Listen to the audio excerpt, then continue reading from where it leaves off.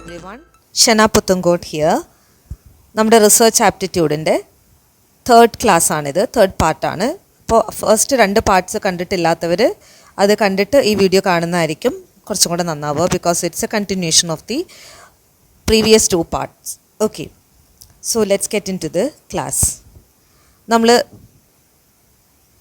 Variables ആണ് പറഞ്ഞു നിർത്തിയത്.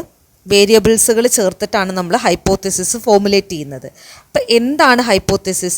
നമുക്കൊരു റിസർച്ച് തുടങ്ങുന്ന സമയത്ത് നമുക്കൊരു ഗ്രൗണ്ടിങ് വേണമല്ലേ. ഒരു റിസർച്ച് തുടങ്ങുമ്പോൾ നമ്മൾ എന്തെങ്കിലും ഒരു സ്റ്റേറ്റ്മെൻറ്റിലായിരിക്കും റിസർച്ച് തുടങ്ങുന്നത്. അത് തെറ്റാണോ ശരിയാണെന്നുള്ളതൊന്നും നമുക്കറിയില്ല.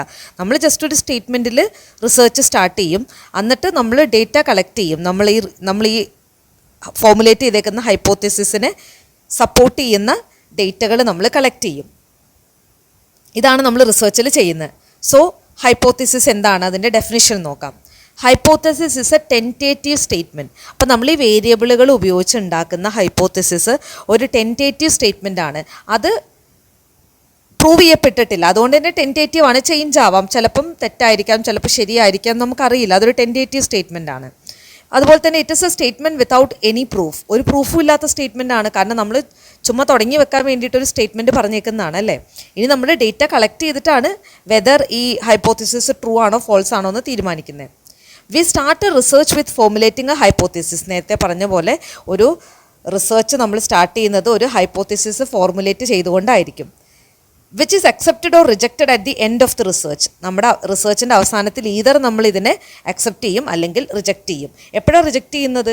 നമ്മൾ കണ്ടുപിടിച്ചേക്കുന്ന ഡേറ്റകൾ അല്ലെങ്കിൽ നമ്മൾ കളക്ട് ചെയ്തേക്കുന്ന ഡേറ്റ നമ്മുടെ ഹൈപ്പോത്തിസിസിനെ സപ്പോർട്ട് ചെയ്യുന്നില്ലെങ്കിൽ നമുക്ക് എന്ത് മനസ്സിലാക്കാം? നമ്മുടെ ഹൈപ്പോത്തിസിസിന് എന്തോ പ്രശ്നമുണ്ടെന്ന് മനസ്സിലാക്കാം. സോ നമ്മൾ എന്ത് ചെയ്യും? നമ്മൾ നമ്മുടെ ഹൈപ്പോത്തിസിസിനെ റിജക്റ്റ് ചെയ്യും. ഇനി അതല്ല, നമ്മൾ കണ്ടുപിടിച്ചിരിക്കുന്ന അല്ലെങ്കിൽ കളക്ട് ചെയ്തിരിക്കുന്ന ഡേറ്റ നമ്മുടെ റിസർച്ച് ഹൈപ്പോത്തിസിസിനെ സപ്പോർട്ട് ചെയ്യുന്നതാണെങ്കിൽ നമുക്ക് എന്ത് മനസ്സിലാക്കാം? നമ്മുടെ ഹൈപ്പോത്തിസിസ് കറക്റ്റ് ആണെന്ന് മനസ്സിലാക്കാം. So will accept that hypothesis. Okay, ഇത്രയാണ് നമ്മൾ ഹൈപ്പോത്തിസിസ് റിലേറ്റഡ് ആയിട്ട് മനസ്സിലാക്കേണ്ടത്. ഇനി coming two types of hypothesis.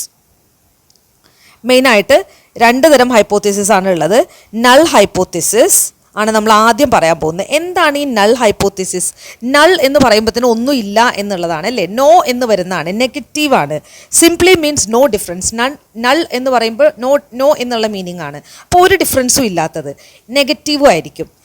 It is always preferred. നമ്മൾ കൂടുതലും ഹൈപ്പോത്തിസിസിൽ എപ്പോഴും നൾ ഹൈപ്പോത്തിസിസ് വെച്ച് തുടങ്ങാനാണ് കൂടുതലും പ്രിഫർ ചെയ്യുക. Only null hypothesis can be tested. നമുക്ക് ഈ നൾ ഹൈപ്പോത്തിസിസിനെ മാത്രമേ ടെസ്റ്റ് ചെയ്യാനും പറ്റുള്ളൂ. ഓക്കെ, അപ്പോൾ എന്താണ് ഈ നൾ ഹൈപ്പോത്തിസിസിൻ്റെ ഒരു എക്സാമ്പിൾ പറയാം. There is no relationship between height and shoe size. അപ്പോൾ ഷൂ സൈസും ഹൈറ്റും തമ്മിൽ റിലേഷൻഷിപ്പ് ഇല്ല എന്നാണ് നമ്മൾ പറയുന്നത്. അങ്ങനെയാണെങ്കിൽ അതെന്താണ്? നോ റിലേഷൻഷിപ്പ് എന്നാണ്. അപ്പോൾ നെഗറ്റീവാണ്. അപ്പോൾ എന്തായിരിക്കും അത്? നൾ ഹൈപ്പോത്തിസിസ് ആയിരിക്കും. ഇനി നമുക്ക് ഇതിനെ ടെസ്റ്റ് ചെയ്തൂടെ? നമുക്ക് നൾ ഹൈപ്പോത്തിസിസിനെ മാത്രമാണ് ടെസ്റ്റ് ചെയ്യാൻ പറ്റുക അല്ലേ. ഇതിനെ നമുക്ക് ടെസ്റ്റ് ചെയ്യാം. പിന്നെ ഇത് നെഗറ്റീവാണ് അല്ലേ. ഇതാണ് നമ്മൾ കൂടുതലും റിസർച്ചിൽ പ്രിഫർ ചെയ്യുന്നത്. So that we can test it അല്ലേ. നമ്മൾ ടെസ്റ്റ് ചെയ്യുന്ന ഹൈപ്പോത്തിസിസിനെ ആയിരിക്കുമല്ലോ റിസർച്ചിൽ കൂടുതൽ പ്രിഫർ ചെയ്യുക. അപ്പോൾ ടെസ്റ്റ് ചെയ്യാൻ പറ്റുന്ന നൾ ഹൈപ്പോത്തിസിസിനെ ആയിരിക്കും നമ്മൾ റിസർച്ചിൽ കൂടുതൽ പ്രിഫർ ചെയ്യുന്നത് എന്നുള്ളതും മനസ്സിലാക്കാം. ഓക്കെ, അതിനാ എക്സാമ്പിളും നോ എന്നുള്ളൊരു ടേം വരുന്നുണ്ടെങ്കിൽ അതെന്തായിരിക്കും? നൾ ഹൈപ്പോത്തിസിസ് ആയിരിക്കും എന്നുള്ളത് മനസ്സിലാക്കുക. So that is one type of hypothesis. ഇനി രണ്ടാമത്തെ type of hypothesis is alternate hypothesis. Alternate എന്ന് പറയുമ്പോൾ തന്നെ പകരം എന്നുള്ളൊരു മീനിങ് ഉണ്ട് അല്ലേ. സിമ്പിളായിട്ട് അതിൻ്റെ ഡെഫിനിഷൻ HA എന്നാണ് ഡിനോട്ട് ചെയ്യുന്നത് ഓൾട്ടർനേറ്റ് ഹൈപ്പോത്തിസിസിനെ. നൾ ഹൈപ്പോത്തിസിസിനെ H0 എന്നും ഓൾട്ടർനേറ്റ് ഹൈപ്പോത്തിസിസിനെ HA എന്നുമാണ് ഡിനോട്ട് ചെയ്യുക. Okay, there is A relationship between sample statistics and population parameter. അതായത് സാമ്പിളിൻ്റെ സ്റ്റാറ്റിസ്റ്റിക്സും പോപ്പുലേഷൻ്റെ പാരാമീറ്റർ, നമ്മൾ സ്റ്റാറ്റിസ്റ്റിക്സ് എന്താണ് പാരാമീറ്റർ എന്താണെന്നൊക്കെ പറഞ്ഞു. അപ്പോൾ അതിന് രണ്ടിനും തമ്മിലൊരു റിലേഷൻഷിപ്പ് ഉണ്ട് എന്ന് പറയുന്നതാണ്. അല്ലെങ്കിൽ സിമ്പിളായിട്ട് പറയുകയാണെങ്കിൽ ഇതും ഇപ്പോൾ നമ്മൾ എടുത്തേക്കുന്ന 2 വേരിയബിളുകൾ തമ്മിൽ റിലേഷൻഷിപ്പ് ഉണ്ട് എന്ന് പറയുകയാണെങ്കിൽ അതെന്തായിരിക്കും? ഓൾട്ടർനേറ്റ് ആയിരിക്കും. അല്ലെങ്കിൽ ഇത് മറ്റേതിനേക്കാൾ നല്ലതാണ്, ഇങ്ങനെയൊക്കെ പറയുകയാണെങ്കിൽ അതെന്തായിരിക്കും? ഓൾട്ടർനേറ്റ് ഹൈപ്പോത്തിസിസ് ആയിരിക്കും. For example, method A is better than B. അപ്പോൾ നമ്മൾ പറയാണ് ഒരു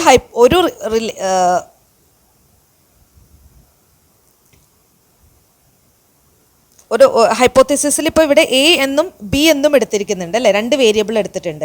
ആ 2 വേരിയബിളിനെ നമ്മൾ കമ്പയർ ചെയ്യുവാണ്. അപ്പം ഇവിടെ ഒരു വേരിയബിൾ ഇസ് ബെറ്റർ ദാൻ മറ്റൊരു വേരിയബിൾ എന്നൊക്കെ പറയുവാണെങ്കിൽ അതെന്തായിരിക്കും? ഓൾട്ടർനേറ്റ് ആയിരിക്കും. രണ്ട് വേരിയബിളുകൾക്ക് തമ്മിൽ ഒരു റിലേഷൻഷിപ്പും ഇല്ല എന്ന് പറയുകയാണെങ്കിലോ അത് നള്ളായിരിക്കും. ഒരു വേരിയബിളും മറ്റൊരു വേരിയബിളും തമ്മിലുള്ള ബന്ധത്തിനെ പറ്റി, അല്ലെങ്കിൽ ഈ വേരിയബിൾ മറ്റേ വേരിയബിളിനേക്കാളും നല്ലതാണ് എന്നൊക്കെയുള്ള അർത്ഥത്തിൽ വരികയാണെങ്കിൽ അതെന്തായിരിക്കും? ഓൾട്ടർനേറ്റ് ആയിരിക്കും എന്ന് ഓർക്കുക. ഓക്കെ, ഇത് നമ്മൾ സിമ്പിളായിട്ട് മനസ്സിലാക്കിയാൽ മതി. ഇതിൻ്റെ ഭയങ്കര കോംപ്ലിക്കേറ്റഡ് ആയിട്ട് ഇതിൻ്റെ പ്രാക്ടിക്കാലിറ്റി ഒന്നും എക്സാമിന് ഇതുവരെ ചോദിച്ചിട്ടില്ല. അപ്പോൾ അതുകൊണ്ട് ഇതിൻ്റെ ഡെഫിനിഷൻ മാത്രം ഒന്ന് നോക്കിപ്പോയാൽ മതി. ഓക്കെ, നമ്മളിതിൻ്റെ ഇൻഡെപ്തിലേക്കൊന്നും പോകേണ്ട ആവശ്യമില്ല. Next is directional hypothesis. അതായത് നമ്മുടെ ഹൈപ്പോത്തിസിസിന് ഡിഫറൻസും ഡയറക്ഷനും ഉണ്ടെങ്കിൽ, ഡയറക്ഷൻ എന്ന് പറയുമ്പോൾ ഇത് കൂടുമ്പോൾ അതും കൂടും, അതായത് ഇത് കൂടുമ്പോൾ അത് കൂടുന്നുണ്ട്, അപ്പോൾ ഡയറക്ഷനും പറയുന്നുണ്ടല്ലോ. ഇത് കൂടുന്തോറും അത് കൂടുന്നുണ്ട് എന്ന് പറയുമ്പോൾ അതിൻ്റെ ഡയറക്ഷനും കൂടെ കാണിക്കുന്നുണ്ട്. അപ്പോൾ അങ്ങനെ ഡയറക്ഷനും കൂടെ കാണിക്കുന്നുണ്ടെങ്കിൽ, രണ്ട് വേരിയബിളുകൾ തമ്മിലുള്ള ബന്ധത്തിൻ്റെ ഡയറക്ഷനും കൂടി കാണിക്കുന്നുണ്ടെങ്കിൽ എന്തായിരിക്കും? അത് ഡയറക്ഷണൽ ഹൈപ്പോത്തിസിസ് ആയിരിക്കും. Okay, it states the direction in which the results are expected to go. അതായത് ഒരു റിസൾട്ടിൻ്റെ ഡയറക്ഷനും കൂടി എന്ത് ചെയ്യുന്നുണ്ട്? അത് കാണിക്കുന്നുണ്ട്. എക്സാമ്പിൾ പറയുമ്പോൾ കുറച്ചും കൂടെ ക്ലിയർ ആവും. Studying improves exam marks. അതായത് പഠനം കൂടുന്തോറും എക്സാമിൻ്റെ മാർക്സും കൂടും. അതായത് രണ്ട് ഹൈപ്പോത്തിസിസിലെ രണ്ട് വേരിയബിളും തമ്മിലുള്ള ആ ഒരു ബന്ധത്തിൻ്റെ ഡയറക്ഷനും കാണിക്കുന്നുണ്ട് അല്ലേ? പഠനം കൂടുന്നു, മാർക്സ് കൂടുന്നു, അപ്പോൾ രണ്ടും കൂടുകയാണ് അല്ലേ? രണ്ടിൻ്റെ ഡയറക്ഷൻ എങ്ങോട്ടാണ്? മുകളിലോട്ടാണെന്നുള്ളത്. ഇനി women are better drivers than men. സ്ത്രീകൾ പുരുഷന്മാരെക്കാളും നല്ല ഡ്രൈവേഴ്സാണ്. അപ്പോൾ അവിടെ സ്ത്രീനെയും പുരുഷനെയും കമ്പയർ ചെയ്യുവാണ്. അപ്പോൾ അവിടെ അവരുടെ ഡ്രൈവിംഗ് സ്കില്ല്, സ്ത്രീ ആകുമ്പോൾ ഡ്രൈവിംഗ് സ്കില്ല് കുറയുകയും പുരുഷനാകുമ്പോൾ ഡ്രൈവിംഗ് സ്കില്ല് കൂടുകയും ചെയ്യും എന്ന് പറയുന്ന ആ ഒരു, അതായത് ഒന്ന് കുറയുമ്പോൾ മറ്റേത് കൂടുമെന്ന് പറയുന്ന ആ ഒരു ഐഡിയ ആണ് അവിടെ വരുന്നത്. അതായത് രണ്ടും എന്താണ്? ഡിഫറൻസും കാണിക്കും, അതുപോലെ തന്നെ ഡയറക്ഷനും കാണിക്കും. അപ്പോൾ സ്ത്രീകളാണോ ഡ്രൈവിംഗ് സ്കില്ല് കുറവായിരിക്കും, പുരുഷനാണോ ഡ്രൈവിംഗ് സ്കില്ല് കൂടുതലായിരിക്കും.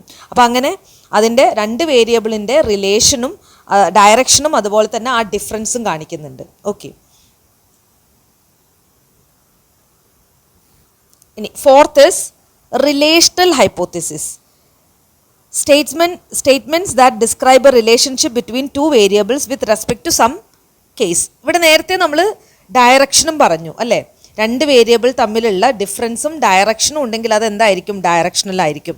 ഇവിടെ രണ്ട് വേരിയബിൾ തമ്മിലുള്ള റിലേഷൻഷിപ്പിനെ പറ്റി മാത്രമാണ് പറയുന്നത്. ഇപ്പോൾ smoking and obesity are related. സ്മോക്കിങ്ങും ഒബിസിറ്റി തമ്മിൽ റിലേഷൻ ഉണ്ട്. സ്മോക്കിംഗ് കൂടുന്തോറും ഒബിസിറ്റി കൂടുന്നോ അങ്ങനെ നമ്മൾ പറയുന്നില്ല, മനസ്സിലായോ? അതായത് സ്മോക്കിംഗ് കൂടുമ്പോൾ ഒബിസിറ്റി കൂടുന്നുണ്ട് എന്ന് പറയുകയാണെങ്കിൽ അതെന്താണ്? ഡയറക്ഷണലാണ്. നമ്മളിവിടെ പറയുന്നത് എന്താണ്? സ്മോക്കിങ്ങും ഒബിസിറ്റിയും, അതായത് പുകവലിയും പൊണ്ണത്തടിയും തമ്മിൽ എന്തോ ബന്ധമുണ്ട്. അത് എങ്ങനെയാണ്? ഇത് കൂടുമ്പോൾ അത് കൂടുമോ അത് പറയുന്നില്ല, അതായത് ഡയറക്ഷൻ പറയുന്നില്ല. രണ്ടും തമ്മിൽ എങ്ങനെയോ റിലേറ്റഡ് ആണ്, അല്ലെങ്കിൽ രണ്ടും തമ്മിൽ എന്തോ ബന്ധമുണ്ട് എന്ന് മാത്രമാണെങ്കിൽ അതെന്തായിരിക്കും? റിലേഷണൽ ഹൈപ്പോത്തിസിസ് ആയിരിക്കും എന്ന് മനസ്സിലാക്കാം. Next type is descriptive hypothesis. Descriptive hypothesis എന്ന് പറയുന്നത് ഒറ്റ വേരിയബിളെ കാണുള്ളൂ. നമ്മൾ ഇത്രയും നേരം പറഞ്ഞ എല്ലാ ഹൈപ്പോത്തിസിസിലും രണ്ട് വേരിയബിൾ ഉണ്ട്.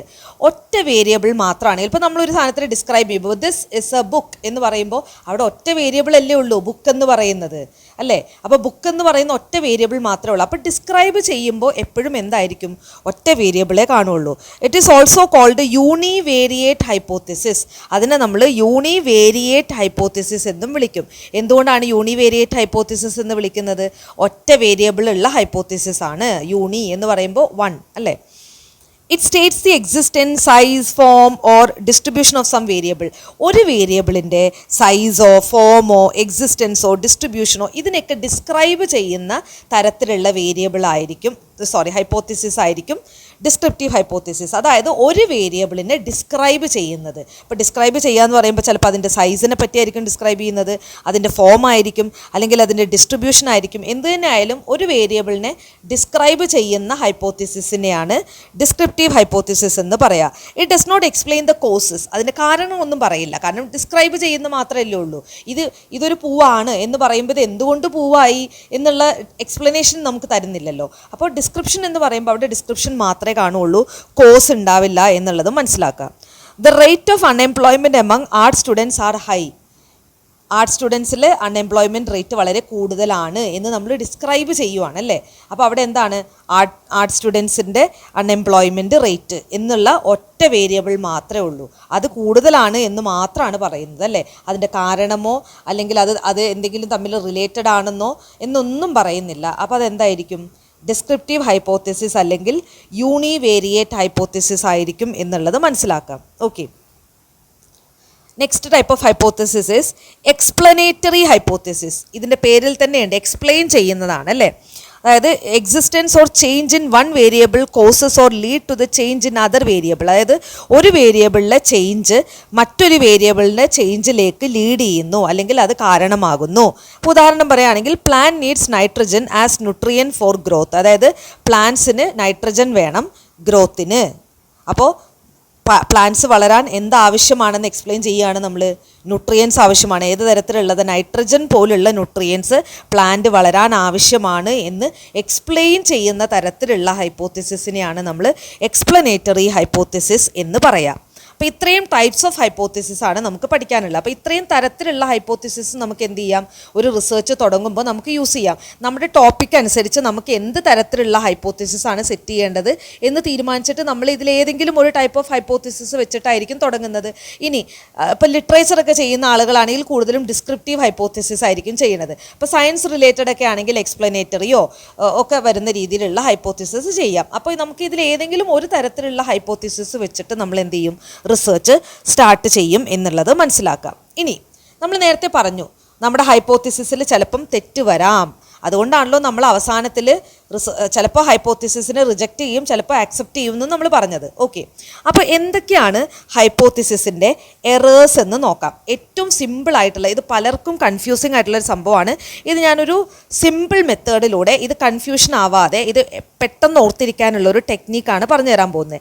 2 തരത്തിലുള്ള എററുകളാണ് ഹൈപ്പോത്തിസിസിൽ സംഭവിക്കുക. നമ്മളൊരു ഹൈപ്പോത്തിസിസ് റിജക്റ്റ് ആക്സെപ്റ്റ് ചെയ്യുമ്പോൾ തെറ്റുകൾ വരാം.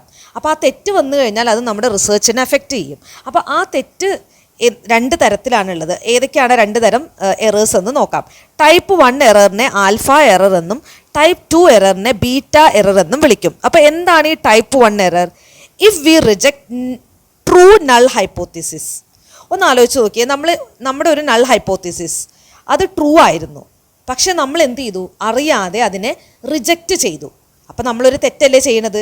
ശരിക്കും ആ ഹൈപ്പോത്തിസിസ് ശരിയായിരുന്നു. അപ്പോൾ നമ്മൾ എന്താ ചെയ്യേണ്ടത്? ശരിയായിട്ടുള്ള ഹൈപ്പോത്തിസിസിനെ നമ്മൾ ആക്സെപ്റ്റ് അല്ലേ ചെയ്യേണ്ടത്?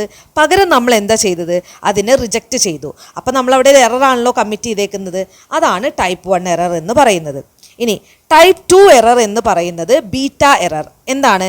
If we accept false null hypothesis.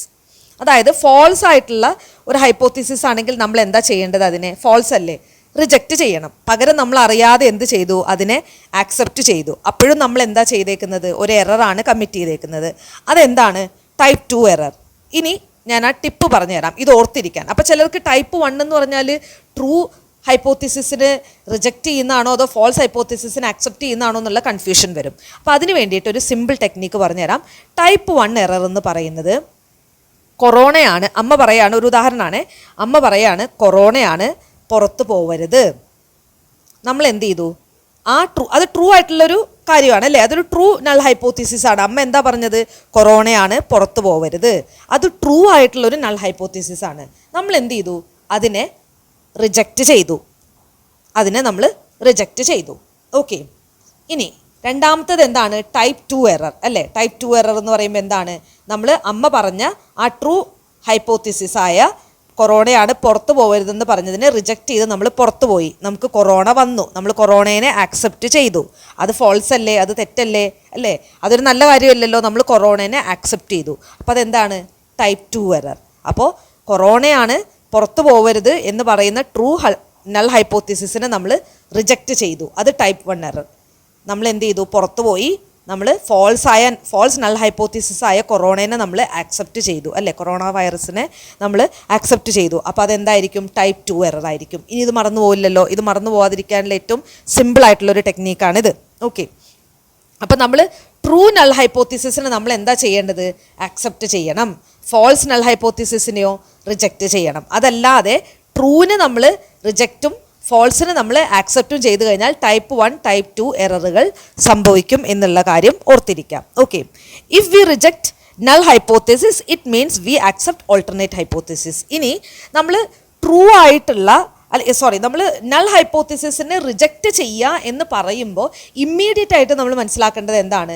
നമ്മൾ നമ്മുടെ നൾ ഹൈപ്പോത്തസിസിനെ റിജക്റ്റ് ചെയ്യുമ്പോൾ സ്വാഭാവികമായിട്ടും നമ്മൾ എന്താണ്, നമ്മൾ ഓൾട്ടർനേറ്റ് ഹൈപ്പോത്തസിസിനെ ആക്സെപ്റ്റ് ചെയ്യാണ്. ഇത് ഇങ്ങനെയല്ല എന്നുള്ളത് നമ്മൾ ഇതാണ് എന്നുള്ളതിനെ നമ്മൾ ഇപ്പം പകലാണ് എന്നുള്ളത് നമ്മൾ റിജക്റ്റ് ചെയ്ത് കഴിഞ്ഞാൽ പിന്നെ എന്താ സംഭവിക്കുക?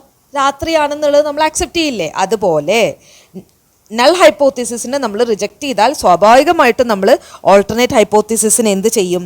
ആക്സെപ്റ്റ് ചെയ്യും എന്നുള്ള കാര്യം മനസ്സിലാക്കാം. ഓക്കെ, ഇനി അടുത്ത സ്റ്റെപ്പാണ് റിസർച്ച് ഡിസൈൻ പ്രിപ്പയർ ചെയ്യുക എന്നുള്ളത്. ഓക്കെ, അപ്പോൾ നമ്മൾ ഹൈപ്പോത്തസിസ് ഫോർമുലേറ്റ് ചെയ്തു, വേരിയബിൾ ഐഡൻറ്റിഫൈ ചെയ്തു, ഹൈപ്പോത്തസിസ് ഫോർമുലേറ്റ് ചെയ്തു, എന്തൊക്കെ ടൈപ്പ് ഹൈപ്പോത്തസിസ് ആണെന്ന് നമ്മൾ കണ്ടു, പിന്നെ ഹൈപ്പോത്തസിസിൻ്റെ ടൈപ്പുകൾ കണ്ടു, ഹൈപ്പോത്തസിസിൽ വരാൻ സാധ്യതയുള്ള എററുകൾ കണ്ടു. ഇനി നമ്മൾ എന്താണ്, നമ്മളൊരു റിസർച്ച് ഡിസൈൻ പ്രിപ്പയർ ചെയ്യണം. അത് അടുത്ത സ്റ്റെപ്പാണ്. ഹൈപ്പോത്തസിസ് ഒക്കെ ഫോർമുലേറ്റ് ചെയ്ത് കഴിഞ്ഞതിന് ശേഷം നമ്മൾ റിസർച്ചിൽ എന്ത് ചെയ്യും? ഒരു റിസർച്ച് ഡിസൈൻ നമ്മൾ എന്ത് ചെയ്യും? പ്രിപ്പയർ ചെയ്യും എന്ന് മനസ്സിലാക്കാം. Okay,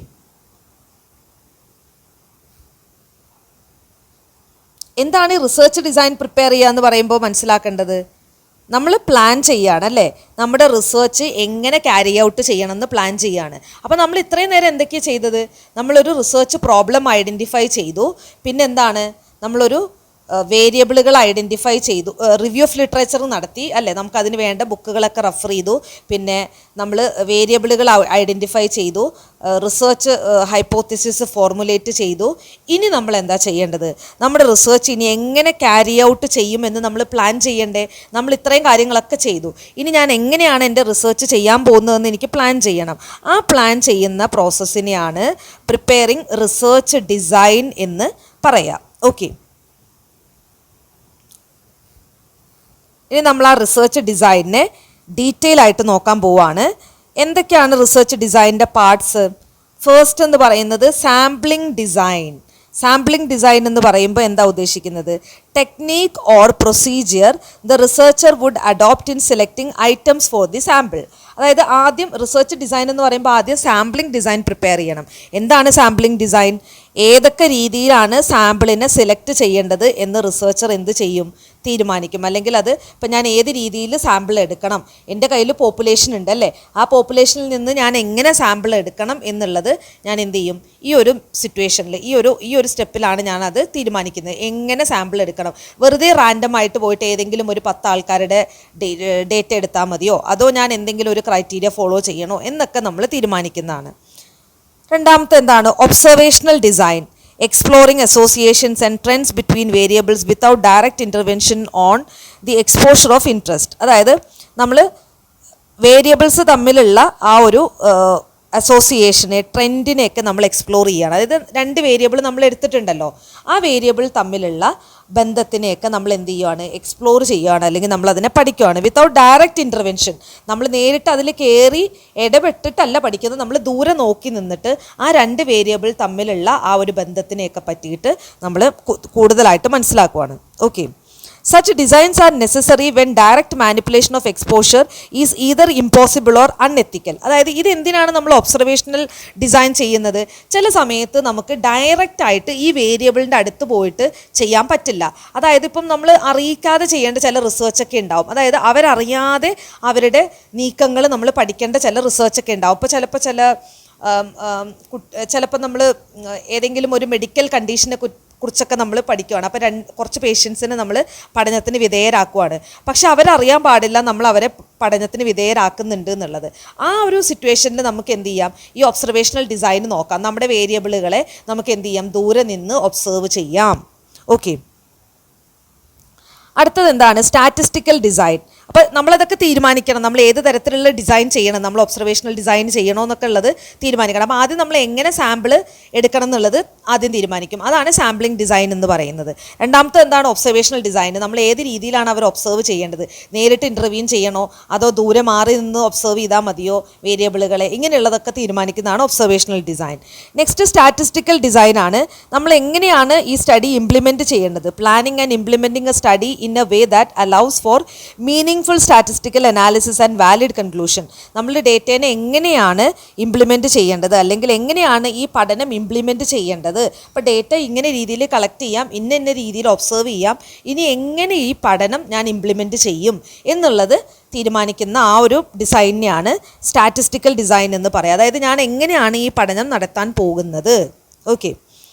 next is operational design. Practical methods and procedures use to carry out a study. അതായത് പ്രാക്ടിക്കൽ മെത്തേഡാണ്, ഏത് രീതിയിലാണ് ഞാനിത് ചെയ്യാൻ പോകുന്നത്, അത് ഏത് മെത്തേഡാണ് ഞാൻ യൂസ് ചെയ്യുന്നത്.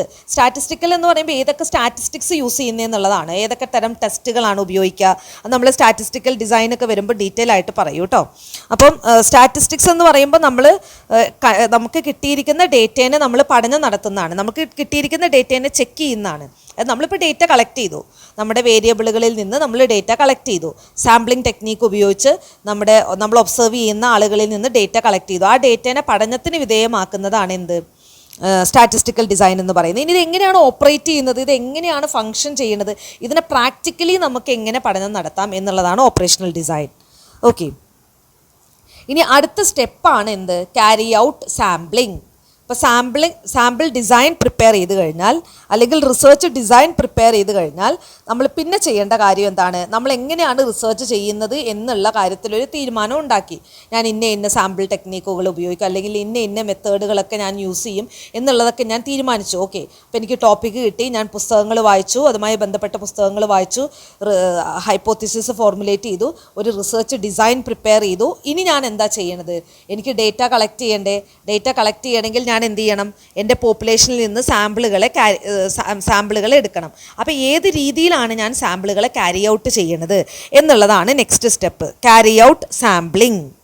സാമ്പിളുകൾ ഞാൻ എങ്ങനെ എൻ്റെ പോപ്പുലേഷനിൽ നിന്ന് എടുക്കും എന്നുള്ളതാണ് അടുത്ത സ്റ്റെപ്പ്. ഓക്കെ. നമുക്ക് നോക്കാം. If sample size decreases validity of research decreases.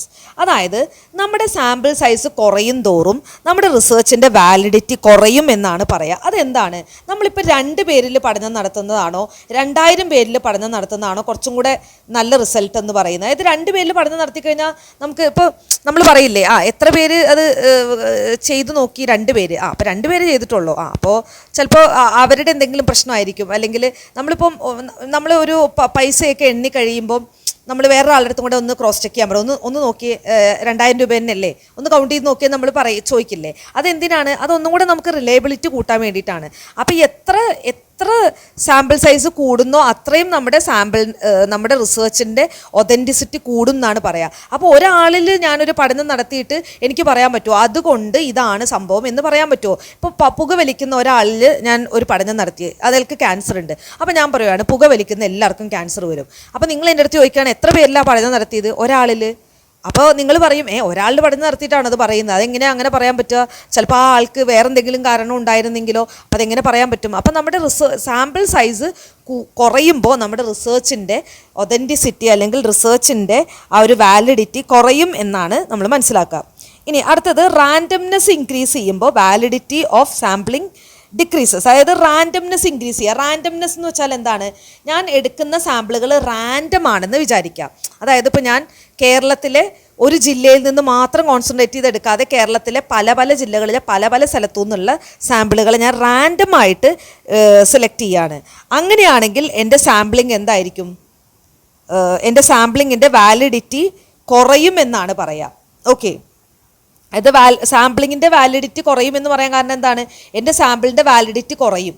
അതായത് ഞാൻ റാൻഡം ആയിട്ടല്ലേ സെലക്ട് ചെയ്യുന്നത്. അപ്പോൾ റാൻഡംനെസ് കൂടിക്കഴിഞ്ഞാൽ, ഞാൻ റാൻഡം ആയിട്ടാണ് സെലക്ട് ചെയ്യുന്നതെന്നുണ്ടെങ്കിൽ എൻ്റെ സാമ്പിളിങ്ങിൻ്റെ വാലിഡിറ്റി കുറവായിരിക്കും. അതായത് ഞാൻ റാൻഡം ആയിട്ടാണ് സെലക്ട് ചെയ്തത്, അതിനകത്ത് ഞാൻ ഉദ്ദേശിച്ച ആളുകൾ പെട്ടിട്ടുണ്ടോ എന്ന് എങ്ങനെ എനിക്ക് അറിയാൻ പറ്റുക. അതായത് ഇപ്പോൾ ഞാൻ 10ാം ക്ലാസ്സിലെ കുട്ടികളുടെ മാത്സിൻ്റെ മാർക്ക് പറ്റിയിട്ട് പഠനം നടത്തുവാണ്. അപ്പോൾ ഞാൻ എന്ത് ചെയ്യുവാണ്, റാൻഡമായിട്ട് ആ സ്കൂളിലെ കുട്ടികളുടെ എല്ലാ കുട്ടികളുടെയും പേരെഴുതി വലിയൊരു ബോക്സിനകത്ത് ഇട്ടിട്ട് ഞാൻ റാൻഡംലി ഒരു 20 അല്ലെങ്കിൽ 40 ലോട്ട് സെലക്ട് ചെയ്യുകയാണ്. അതിനകത്ത് എത്ര പേര് 10ാം ക്ലാസ് പഠിക്കുന്ന കുട്ടികളാവാനുള്ള സാധ്യതയുണ്ട്? കുറവല്ലേ? അപ്പോൾ റാൻഡംനെസ് കൂടുമ്പോൾ എൻ്റെ സാമ്പിളിൻ്റെ വാലിഡിറ്റി എന്ത് ചെയ്യും? കുറയും എന്നുള്ളത് മനസ്സിലാക്കുക. അത് ക്ലിയർ ആണോ? I hope that's clear. ഇനി നമുക്ക് അടുത്തത് സാമ്പിൾ ഡിസൈനിനെ പറ്റിയാണ് പറയാനുള്ളത്. അതൊരു വലിയ ടോപ്പിക്കാണ്. So that will discuss that in the next part. Okay, so എന്തെങ്കിലും ഡൗട്ട് ഉണ്ടെങ്കിൽ you can comment in the comment box. Thank you.